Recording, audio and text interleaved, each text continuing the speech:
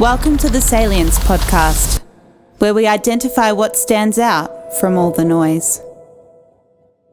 Today on the Salience Podcast, we explore risk and culture and consider what we can all learn from the avalanche forecast industry, regardless of whether we recreate in snow.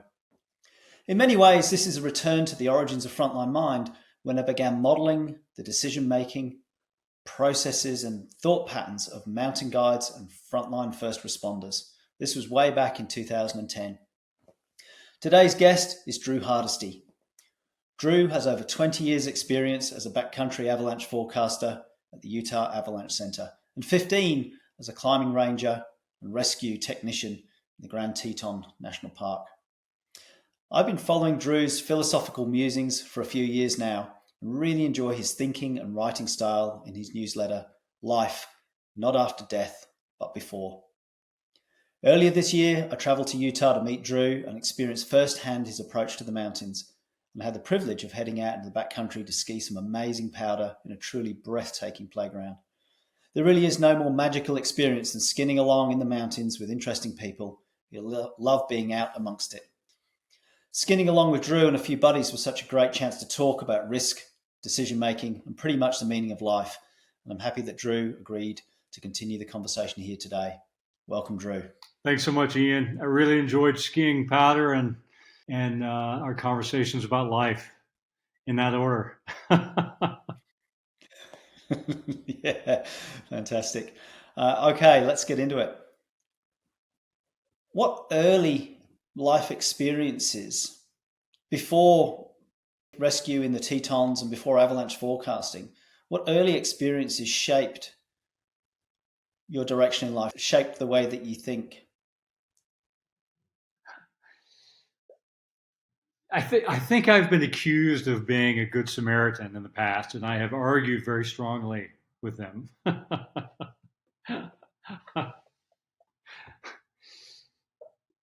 You know, I had a really good mentor in as it turned out, at his retirement in the Teton Range.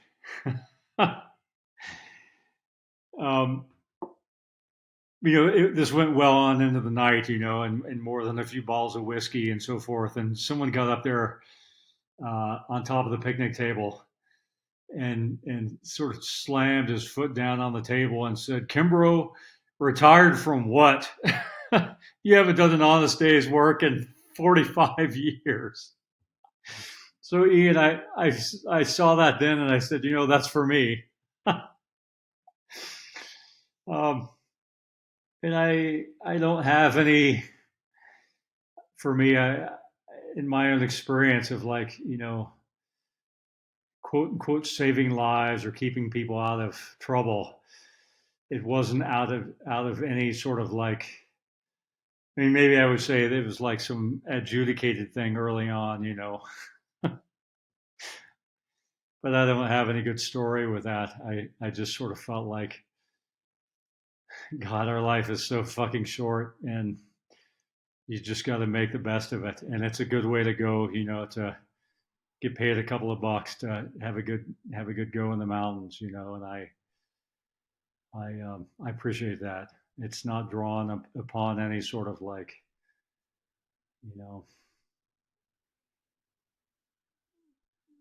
Samaritan or chest thumping, save the day kind of thing. It's none of that, it's just sort of been a good way to go, in our short time here. Yeah, Drew, I really like that reference to your mentor, to Kimbrough, and somebody saying there that, they've got up on the picnic table and said, "Hey, you haven't done an honest day's work in the last 45 years. What a great inspiration. And what I like about that is it really cuts through all of the noise and the expectations that other people have. And, this is called the Salience Podcast. And the thing that we're really interested in here is, what is it that's salient? What is it that's most important? And there's a great guiding principle. If you look back on your time of your working career after 45 years and you've earned a crust and throughout that time you go, actually, I don't remember really working. what a great guiding principle that is.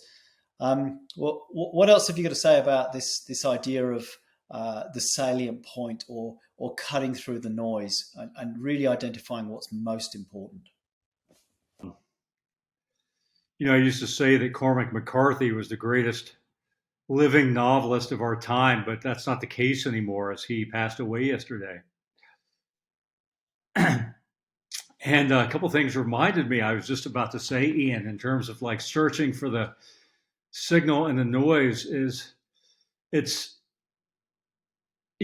sometimes we say, like, we get paid to pay attention and we all laugh, but the fact of the matter is that paying attention is a lot of hard work. And in one of his novels, The Road, which is, in my view, a love story between a father and a son, if you haven't read it, it's post-apocalyptic, McCarthy's perhaps one of his most famous novels. But, the son says to the father, he's like, well, if trouble comes when we least expect it, then why don't we always expect it? But the fact is that it's too exhausting. It's too exhausting. And you have to just be able to focus your time and energy on finding where you're going to get the most information that you can, and work with that. It's interesting you say that it's exhausting and it takes energy. The guy that mentored me and really taught me so much of what I do and what I know, John Grinder, worked with this exact issue. And he used a metaphor of sleep as an example. He said sometimes people don't sleep because they're hyper vigilant, they're hyper alert. Every little sound, they wake up and they go, oh, what was that? Was that a threat? And they can't sleep because the risk detection radar's on too high, it's dialed up. And he said, what you need to do is you need to make a contract with your unconscious. And you need to say something along the following lines. And he uses the word dude. Hey, dude, you need to pay attention here to those risks, those sounds, those things that are happening in the outside world that I really need to know about. But a dog barking as it does every night is the pattern that we know. And you don't need to pay attention to that. What I need you to do, unconscious, is to only pay attention to those patterns that could pose a threat. And when that happens, unconscious, I'd like you to tap me on the shoulder, to wake me up, to draw my attention in some way that's distinguishable from the background noise. And I'll pay attention. I will take time out of my busyness or my sleep. And at that point, you'll have my full and undivided attention. For all the other stuff, I'm going to leave it to you, unconscious, to do the pattern detection, because me, the consciousness, my conscious part, doesn't really have much to play in that anyway. And we know from Michael Gazzaniga's work that the left brain interpreter is just trying to come up with a narrative to make sense of the patterns that the unconscious is dealing with anyway. So what he's doing here is he's transferring the balance of power. And by doing that, he's taking out all of that conscious energy, that trouble, that amount of scanning. And he's saying, hey, that's actually your job, unconscious. You just need to tell me when you've got the signal and then draw my conscious attention to it. Otherwise, I'm just going to go wherever I like in the meantime. Now, isn't that a beautiful piece of framing to cut through? Yes, I love that. It's just, I'm imagining being with horses in bear country, big brown bear, grizzly bear country. And in the evening, Ian, everyone sleeps as the horses are feeding at night. It's just part of the noise that you hear. You could sort of hear them. But when they stop feeding, everyone wakes up because they know that there's a grizzly bear nearby. These are the signals. Yeah. The horses have gone quiet. And why is that? Yeah. Now this is really interesting too. I think that, again, we've got this dominant left brain, this asymmetric imbalance in Western culture. And Ian McGilchrist in The Master and His Emissary really talks a lot about this. And I think what happens is we look for the blazing gun, the knife, the obvious threat. And it's a real tangible and a real rational. However, what we probably want to pay attention to sometimes is the absence of a pattern, absence of a common repeating pattern. It could be the silence. It could be, as you say, the horses are eating and then suddenly they're not. Hey, hang on a minute. It's the pattern that's changed. I work a lot with correctional officers. Now, they're some of the most fine-tuned risk detection creatures on the planet. They work in environments where they're seriously outnumbered by extraordinarily dangerous people. And their ability to detect patterns and risk is central to them walking out in one piece and going home to their families. So they do some really, really good work, a lot of them. Now, yeah, they're paying attention to the obvious. However, what's often the signal that something's wrong or something's cooking is actually they're well behaved. And there's none of the usual patterns. And in fact, it's a change in the patterns, or it's better behavior, or it's quiet, or it's something out of the ordinary that they're alert to, and they go, hang on a minute, what's going on here? This person's suddenly being nice. And then you've got to start looking around and working out where his compadres are. So, That's right. And I think there's something in this too, isn't there?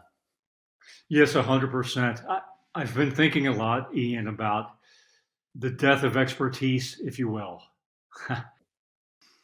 And just to sort of cut right back to your point there, is I feel very strongly this idea of pattern recognition, but the expert also knows when she is not the expert anymore, right? When something's amiss, and then you create the margin or you react to things differently. I think that's a really strong, important part of it. It's the naysayers these days, they will try to throw on the expert saying that she doesn't know everything, or she can't forecast everything, or this is a different situation for the expert. And I think that's faulty reasoning, when she is able to understand that this is a new situation or something that's a bit off, that they too are able to react with that. Maybe we can get into that a bit later, Ian. I've been thinking a lot about sort of this, again, the death of expertise. And AI may offer a new wrinkle into that. Yeah, interesting. I think again, and this is almost a pet hobby of mine, or a thing that my attention goes to over and over, and it's dichotomies. It's yes or no. It's left brain, right brain. It's black or white, and it's expert or not expert, and it's can we trust experts? Can we not trust experts? And the answer is right in the middle somewhere, and it's yes, that's right. And it depends on how we approach those experts in that context. Now, all of the studies around the monkey business illusion, this inattentional blindness, a fantastic series of studies that began probably, I think it's around 15 years ago, where you've got two teams of basketball players, one dressed in white, one dressed in black.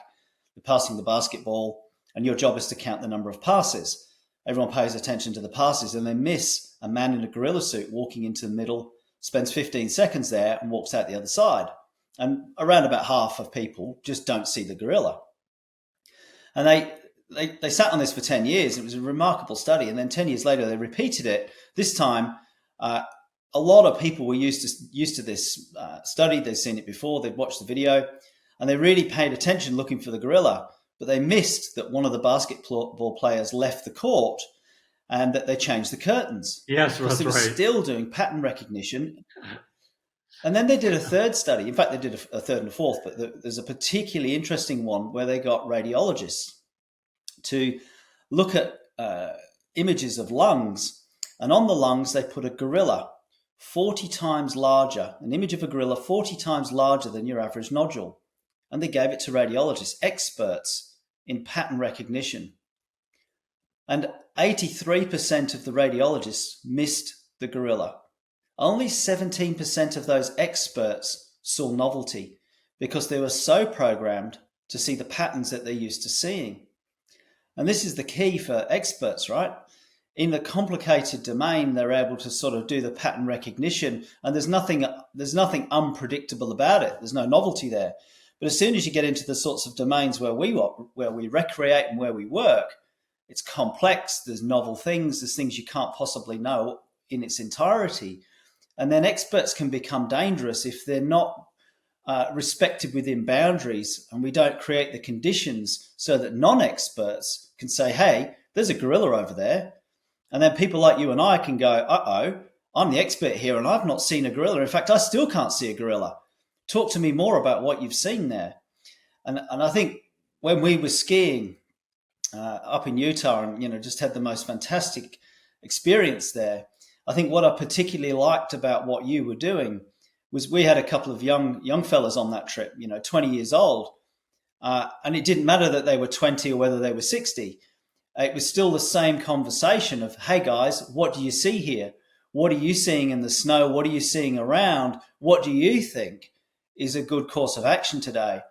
And that takes your expert bias out of the picture to some extent, because you're asking them first before you've said anything. And of course, they're looking to you because you've been doing this. You're, in their view, you're the man in the business.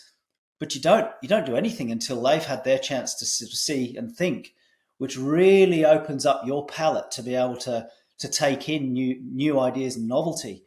And I think any expert that doesn't do that creates a particularly dangerous environment to operate in if it's complex and high risk. Yes.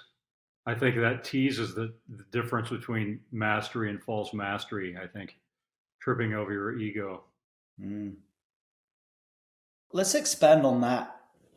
And the reason I want to do that is I think this comes down to culture, and it comes down to individuals in culture that can really shape the dynamic of teams and others, whether it's a team or whether it's an informal grouping. Tell me more about this false mastery. I have also been thinking again so much about the pursuit of knowledge and sort of wondering to what use do we put sometimes this pursuit of knowledge?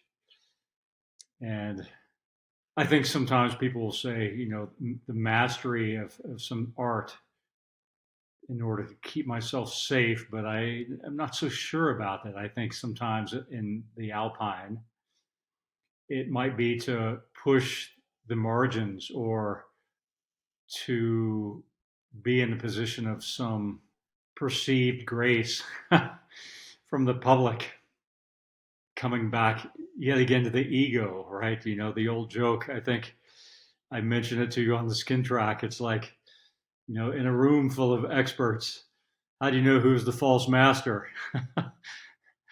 They'll tell you. Yeah, it's the same joke as in a room full of skiers, how do you know the heli ski guide? Yeah. They'll tell you. But I used to sit on the cushion, but I don't anymore. I probably should. But this sort of idea of the beginner's mind when you're in the backcountry, and this is maybe getting back to asking these young kids, the young bros, like, what did you see out there today? And they don't already have a mental model of what to look for. And so they are open to all things. And they're not missing, they may not be missing things that the expert might be missing because, the gorilla has sort of just skied through the snow and triggered a size 3 avalanche. But that's impossible. I've never seen that before, The beginner's mind, sort of being open to all things that may occur. We have our rules of thumb, but it's maybe those low frequency events that put us in the coffin, Yeah, absolutely. I remember as we set off skiing with those guys, and I'm just really enjoying their curiosity and their intelligence and what they were reporting back to you, what they'd seen, and that, again, that beginner's mind and that openness. And it was the first time I really reflected on my journey for the last 12 years or so, in what I've been calling the Risky Business Project. I began this whole adventure back in around 2010 when I started modeling experts in risk, mountain guides, people like yourself, frontline operators, people who survive extraordinary risk. And at the time, I decided that I would focus my attention on people more or less in their late 40s, 50s who've been doing this for 20 plus years, with my rationale being that they'd have plenty of chances to die, so they must be doing something right. And I sort of reflected on that with you when we were talking, and we're saying, well, I remember asking you the question, who do you think's at most risk as far as demographic goes? And you said, us, men our age, who've been doing this a long time and are now arrogant and think we know the answers, think we can predict it. We're the highest risk because we're out there taking the biggest chances. And I laughed and I thought, I think it's time to shift my filters. Some of the best risk-making, decision-making is young people. They're very intelligent. They're really super educated at a young age, certainly way more educated than me.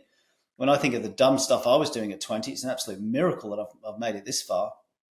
And just so much more professional. And I remember just watching what they were doing and thinking, I need to change my filters here. Maybe that opens up a broader question about demographics and culture.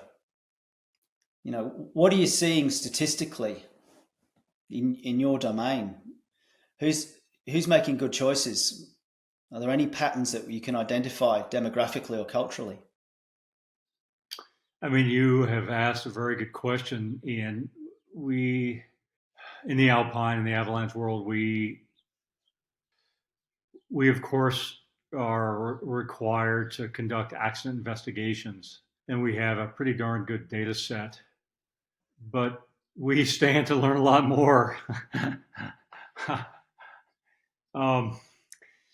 I attribute a big gap in our understanding to a couple of things here, Ian. And one of the things in conducting an accident investigation, in my view, ultimately there are two questions that are to be answered.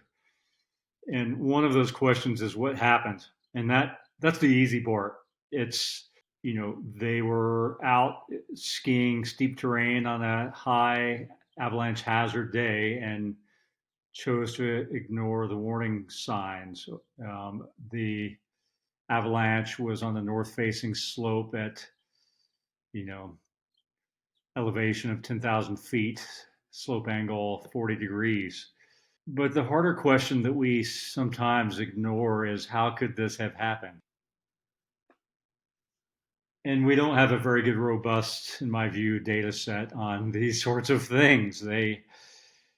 Maybe you could speak to this more easily or articulately, Ian, but I feel that these are questions that are difficult to ask and easy to ignore.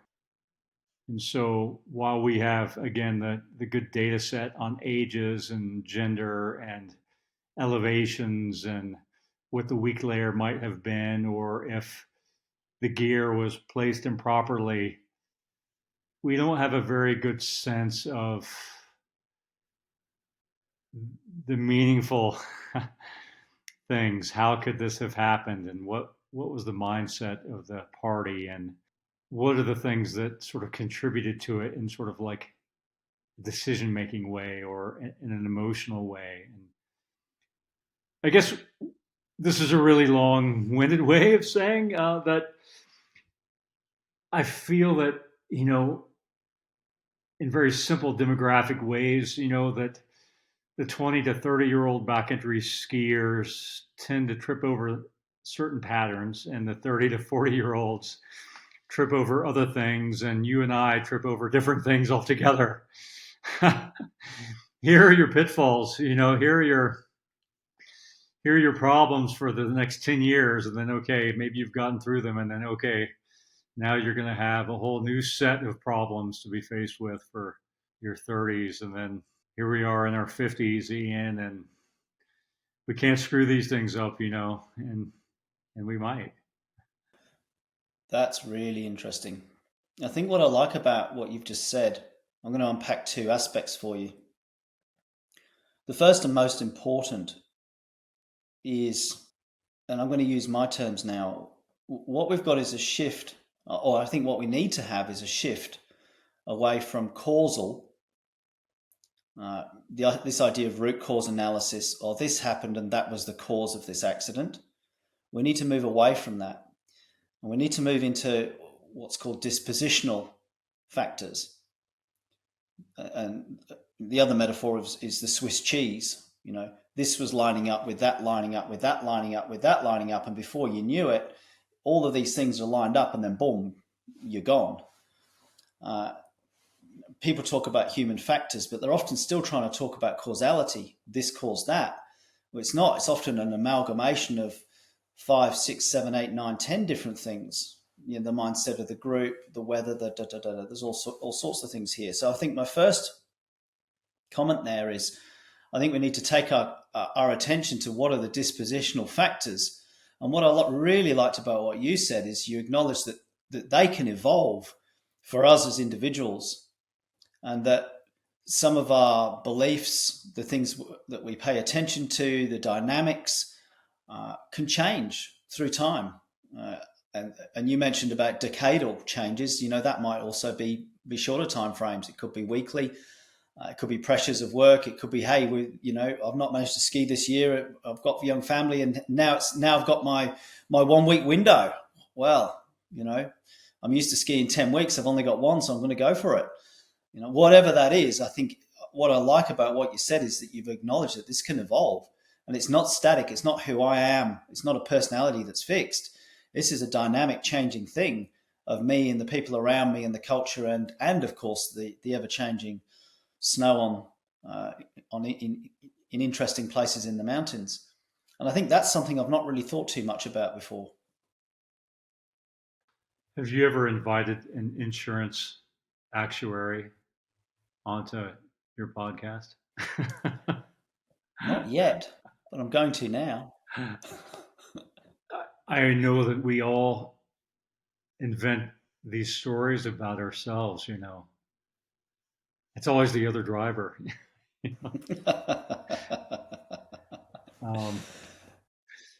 I think I told you this, Ian. I felt between being a mountain rescue specialist in the Teton Range of Wyoming and being an avalanche forecaster, I felt that for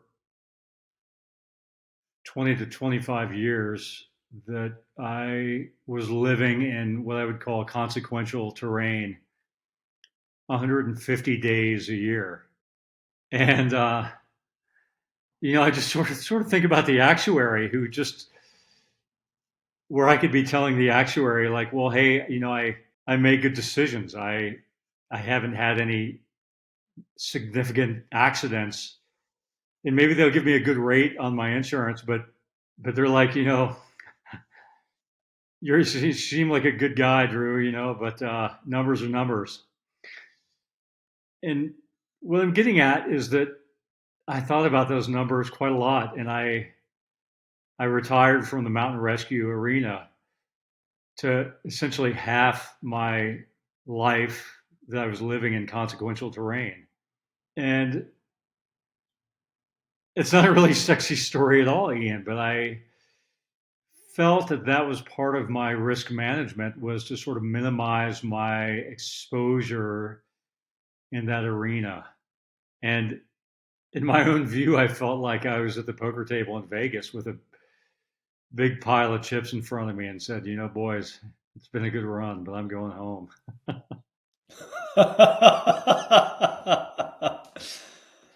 Oh, that resonates for me.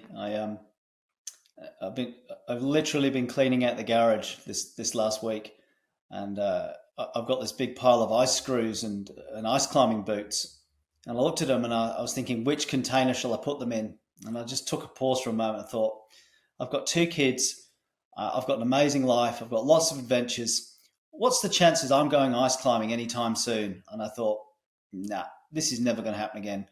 I picked them up and I took them down to the local op shop and gave them there in a big bundle and said, whatever you'll give me for these, that'd be fine. Let somebody else have a go. Yeah. Looking at the demographics, Ian, I would say that some of the rescues and body recoveries that we pulled off in the Teton Range involved men in their late 40s to early 50s that were on the sharp end in their 20s and early 30s and had families and went on to make a couple of bucks that remember those glory days, right? But had sort of forgotten what had gone into making those glory days, and so ended up being in these situations that perhaps they were able to pull off in their 20s and 30s that in their late 40s and 50s, maybe it just wasn't the same for them. It's difficult to say, of course, but that might have been a contributing factor to more than a couple of the accidents and body recoveries that we responded to. Yeah, and that circles back to what you said earlier about the, particularly men our age. Yes, we get arrogant. Our ego takes over, and if we still think that we are able to do what and get away with what we did in our 20s, when in fact we don't move the same way. We don't bounce the same way. We don't have some of those things. Our reaction times might be slower. Are we accommodating the fact that we're aging? Yeah, my beard is gray. I like this. I like that term. You look back at your life and it's like you're in Vegas and you go, I've got a big pile of chips here and I'm gonna take them and run and go, so long and thanks for that. I'm gonna cash in my chips. I like that. What a great metaphor. It's been a good run, boys. I think in there as well, I think there's something else that's happening when people do that. And this opens up another big topic. I think sometimes there's a sense of pressure to keep going no matter what, from other people, from society, from family, from friends. It's like there's almost like this built-up expectation. Hey, you're on a winning roll, keep going. But you're doing it so well, it's what you love, keep going. Rather than the internal self-reflection that says, no, I'm done. I'm happy with that. Now I'm going to get out at the top of my game. And I don't know. I think it's a really important thing here where we recognize our own internal locus of control rather than accepting an external locus of control. And for me, I think I talked earlier about binaries. I think there's another thing that I'm really challenging at the moment, which is anybody that wants some sort of external locus of control for their well-being. Yes. I want a pill to be well. I want a guru to tell me what to do. I want a therapist to fix me. I want an avalanche professional to tell me where to ski. What's all that about? Well, Ian, I really think that's a Western culture thing, arguably, and I would say that we desire that pill because we have become accustomed to it. Patience, mentorship, being able to truly reflect back on experience. These things take time. I think if I reflect on what you've just said, the reason we're having this conversation is because you do reflect and you do take time. Your musings over the last few years have caught my attention, and I've really enjoyed your writing and your thinking. And when Gary, our mutual friend, said, "Hey, I'm going to Salt Lake City for some skiing." He said, "Do you want to come? And then head on up to Alaska." I said, "Oh, look, if you can get me in a room, or better still a slope with Drew, I'd love to come and meet him, because I follow your musings, and it's that philosophical time when you step back and you just take a pause, think about it all." And I think thinking about that deeply, I think that's fascinating to me. I think too many people are 100% on, and they're just in it and going, but that taking the time to reflect. How would you, just thinking about your musings again? And I'm going to recommend to our listeners that they check out your website, and we'll provide a link at the end. How would you say that, how's that evolved since you started writing and communicating more broadly? I have to say, after writing Avalanche Forecast for 25 years, Ian, one of the things that I will remember is someone writing publicly that, "Oh, here yet again is another life lesson by Drew Hardesty, disguised as an avalanche forecast."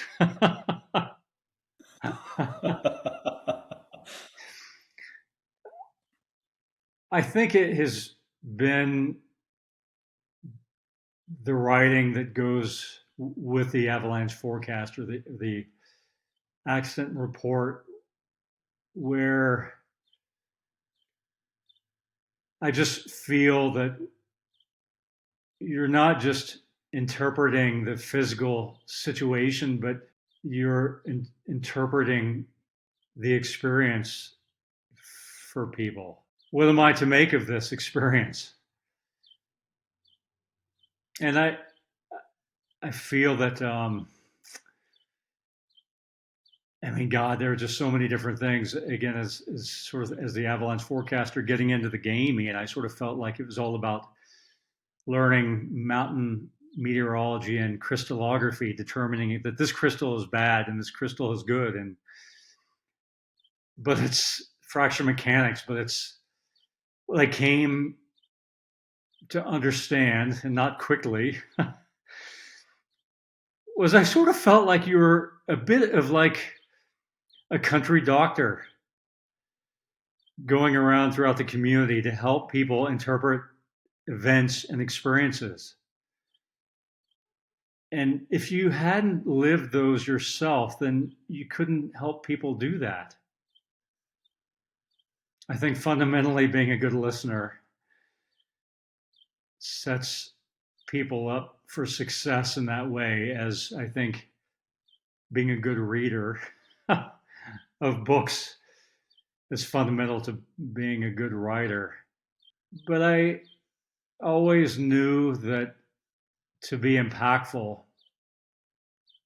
as a writer, you had to have some emotional connection with people.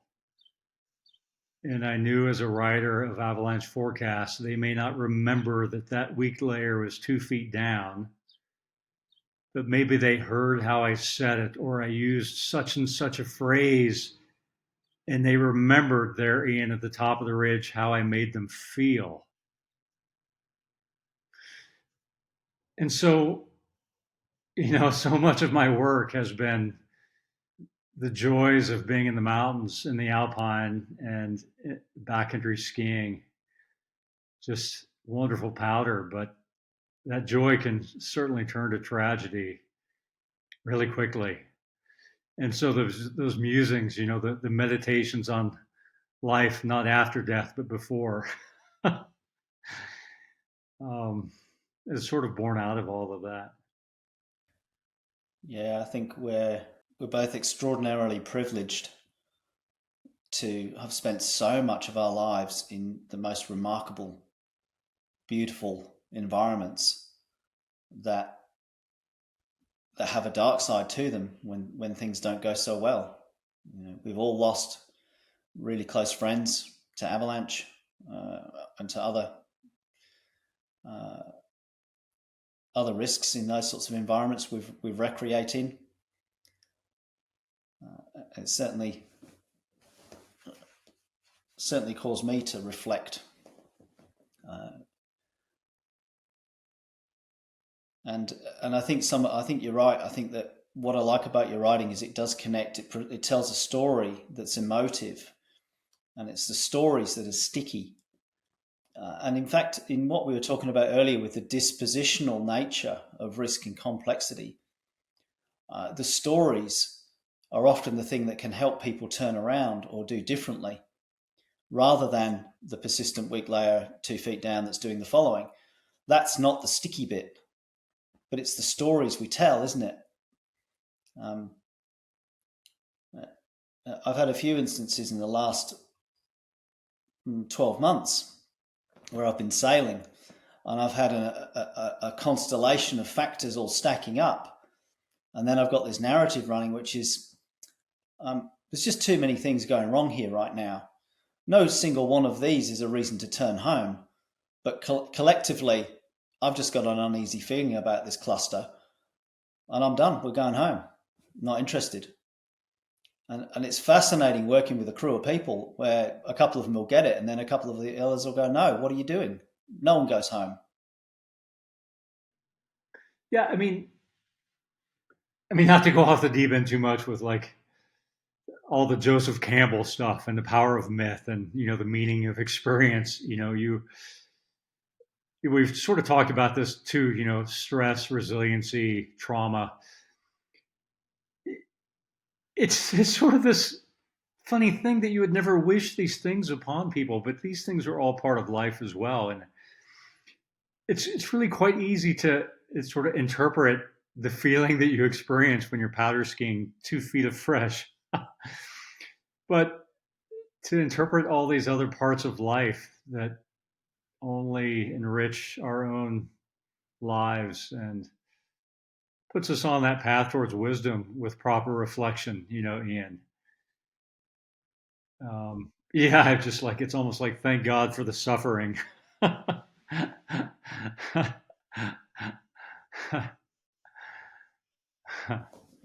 Well, I think, you've hit really on one of the fundamentals of resilience. Mm-hmm. You don't wake up resilient. You're not born resilient. This is an accumulation of experiences that you survive, and there's a sweet spot of having those experiences, surviving them, reflecting on them, learning and growing in a cycle that helps prepare you for some of the big unexpected things that come, the trouble that comes unexpectedly that we talked about earlier. And I think certainly I've got young children right now, and I'm the custodian of their risk taking to some extent. I've got to create the boundaries, and it's fascinating watching people's response where I'm managing risk. I won't let them ride their bike on the road, and we live in a quiet cul-de-sac, because for me the risks they're incalculable. There's just too many idiots in cars. Yet I'll let my 6-year-old, well, when he was 5 years old, I'll let him ski around a massive ski resort by himself. I put a GPS tracker watch on him with a video capability, so that when he started off on day one, he literally couldn't ski, and within about 3 or 4 weeks, he was skiing black runs. I mean, it was the rate of progression and learning was just scary. It was so fast as a 5-year-old, and then we lost him. We're all skiing down this black run, and he just zooms off to the side, and just no idea where he's gone.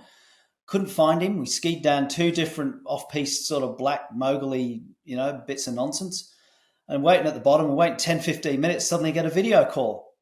And this little tacker's on this phone watch thing that I've got him. And he goes, Dad, I'm somewhere between that really fun black one and this other black one, and I'm in the forest. I'm going, right, that's interesting. I'm thinking I'm going to have to go and find him. And I said, well, do you think you can ski it? And there's a pause, and he goes, I think I can. I go, okay, give it a crack then. We're at the bottom here.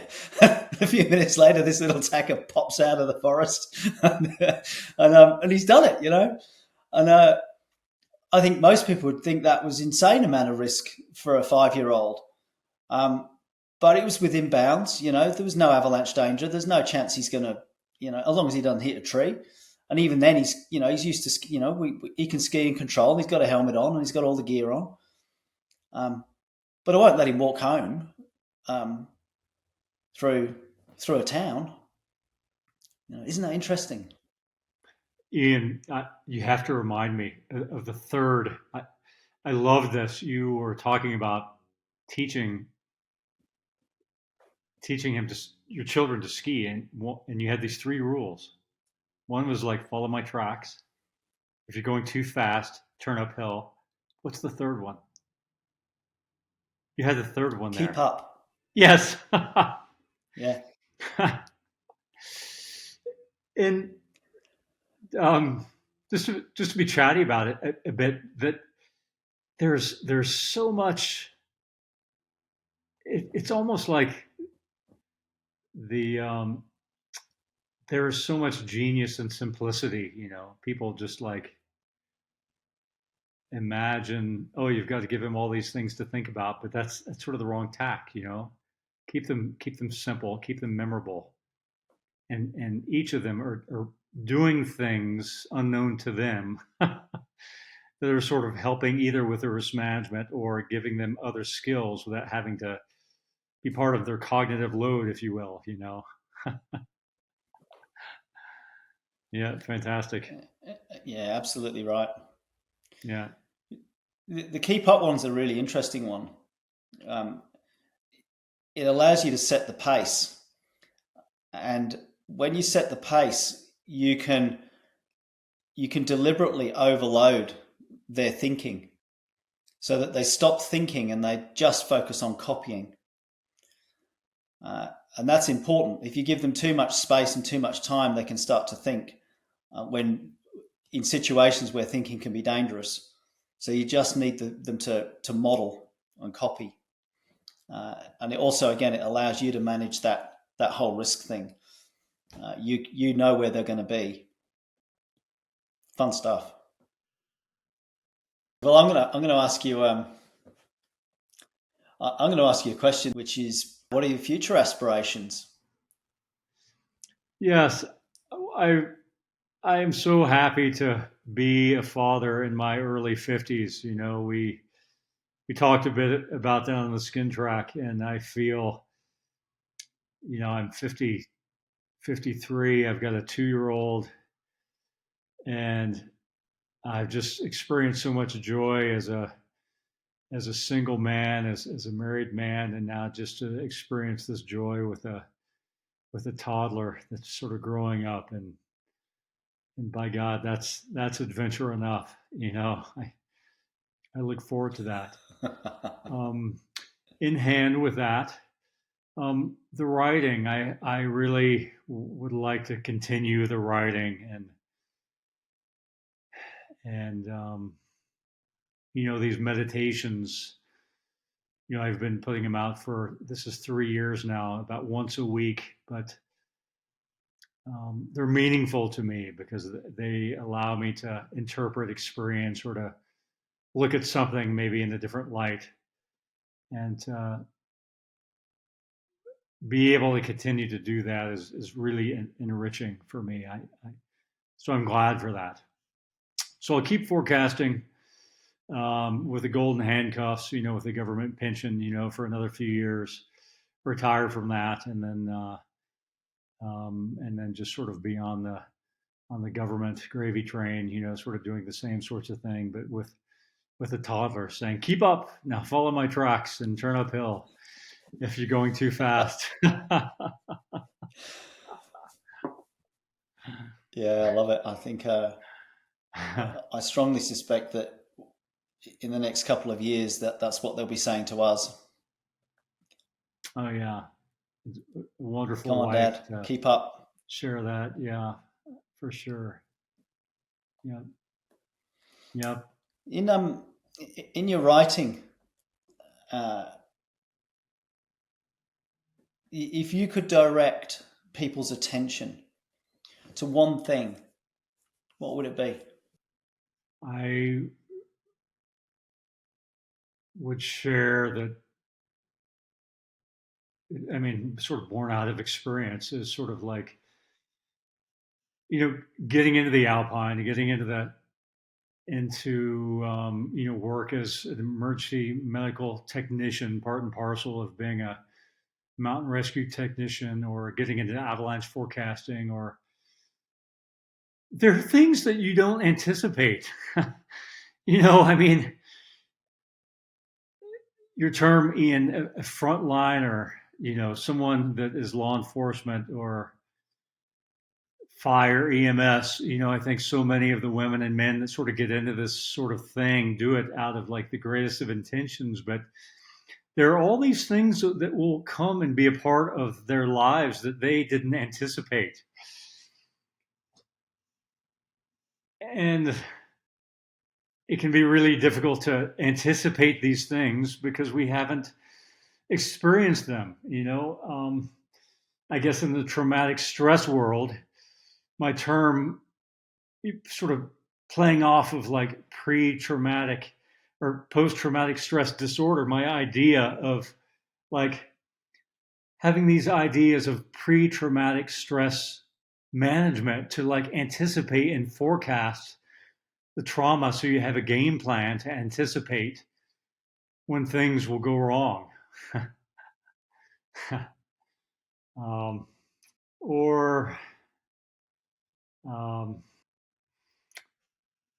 Or just along the path of sort of becoming the expert. And as I've written about, being an avalanche forecaster for almost 25 years, and just one of my most profound experiences was calling the danger low on a day in the backcountry and hearing about all these accidents and near misses, and with a couple going to the hospital. And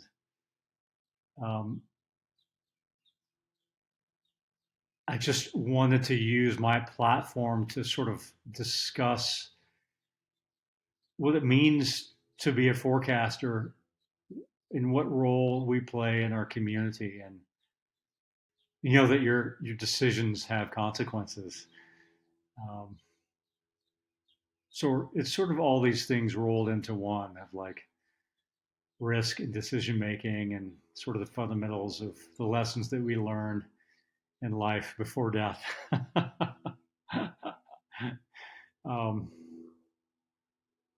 Yeah, some of these things that we don't anticipate, the stress, the grief, the death. None of us have experienced death before, so we can't anticipate that things might go that way, as assuredly they will. And I'm so really grateful. I mean, I call them meditations, but what I find them to be, whether that's sort of public speaking or with these meditations, is that these meditations become conversations. And much like this, Ian, I am drawing, so much from our conversation now, as much as we had on the skin track and at dinner in Salt Lake City. And many thanks to you and Gary for that. Yeah, big thank you for this conversation and this podcast. I really like that idea that we can prepare pre-traumatically for some of the things that might be heading our way. This anticipation. Interestingly, that's our current focus in Frontline Mind, creating a course to prepare for critical incidents, for these big challenges, prepare ahead of time, both for individuals, teams, and organizations, so that when it happens, and in our game it will happen, that we are somewhat anticipatory. And I think this goes right back to where we began, when you said, this great quote from McCarthy that, trouble comes when we least expect it. Well, why don't we pay attention and anticipate that, right? And I sort of talked about that unconscious pattern detection and preparedness. And I think that's the same when we anticipate really well for what's coming, and we do prepare for trauma, for these life's challenges, then unconsciously we'll fall into the right mode and we'll know how to respond ahead of time, because we're no longer winging it. We've already anticipated.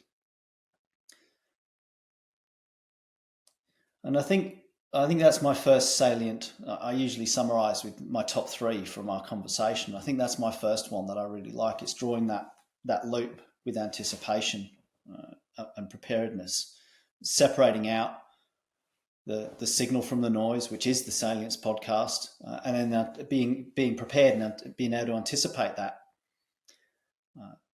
This isn't the how do you wing it podcast. This is the Salience podcast, to be able to detect that, to anticipate, to be able to manage, to mitigate, and to survive these challenges.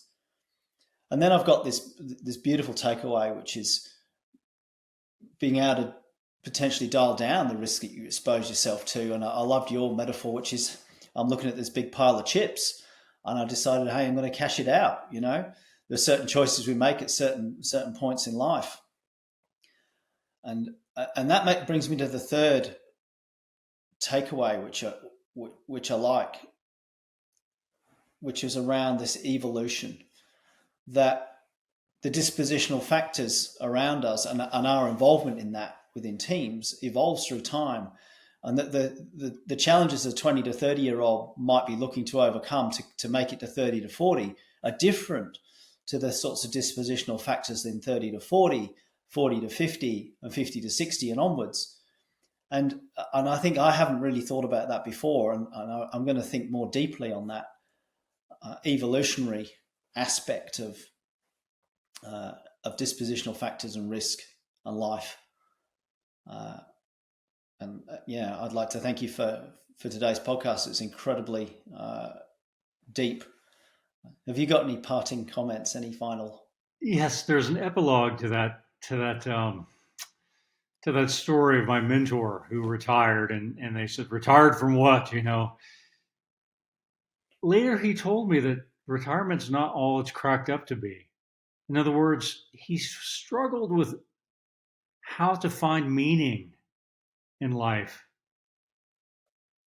And, you know, our lives, we have to accept that they evolve and change, and to be able to find meaning in new and powerful ways that are different than how they used to be. That's a great note to end on. Ian, thanks so much. Yeah, thank you. Yeah, great to see you. Yeah, you too. We hope you enjoyed this episode of the Salience Podcast. Please leave us a review and subscribe wherever you get your podcasts. You can also subscribe to the Frontline Mind newsletter by visiting our website at frontlinemind.com. Have you got a topic you would like some more salience on? Send us a message on LinkedIn or email team@frontlinemind.com.